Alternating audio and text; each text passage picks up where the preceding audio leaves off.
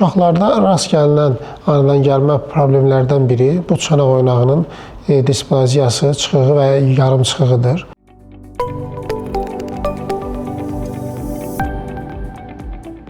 Təəssüf ki, bu kimi hallarda hal-hazırda hələ də tərəfimizə çox gecikmiş hallarda müraciət edən xəstələr müşahidə edirik. Əgər ailədə, irsiyyətdə, nənədə, babada, xalada bud çanaq oynağı ilə bağlı problemlər varsa, bu valideynlər daha diqqətli olur.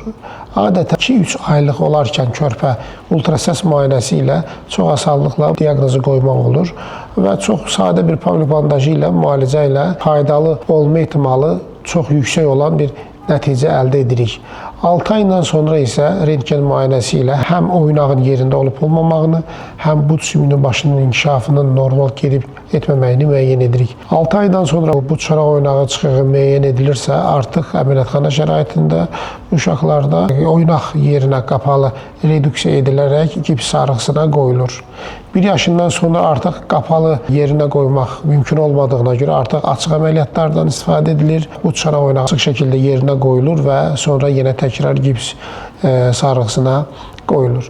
Təxminən 2 yaşından sonra artıq yumşaq toxum əməliyyatları deyil, sümük əməliyyatları başlayır. Həm çanaq, yaş daha da örtsə tək çanaq sümüklərində sındırma əməliyyatı kifayət eləmir. Artıq bud sümüyündə də müəyyən sındırma əməliyyatları etməyə məcbur qalırıq. Göründüyü kimi xəstənin yaşı artdıqca, nə qədər gec aşkar edilirsə xəstəlik, bir o qədər də həm bizim işimizin həcmi artır, daha böyük müdaxilələrə səbəb olur. Həm də təəssüf ki, yaşı nə qədər çox olursa, edilən müalicədə fayda görmə misalı bir o qədər də azalır. Əksinə, nə qədər kiçik yaşda olursa, erkən həkimə müraciət edirsə də, müalicə çox sadə olur, faydası isə tam əksi çox daha yaxşı olur. Valideynlərdən, uşaq həkimlərindən bu kimi hallara rastlaşırlarsa, vaxt itirmədən, gecikmədən ortoped, travmatoloq ixtisaslı həkimə müraciət etmələrini tövsiyə edirəm.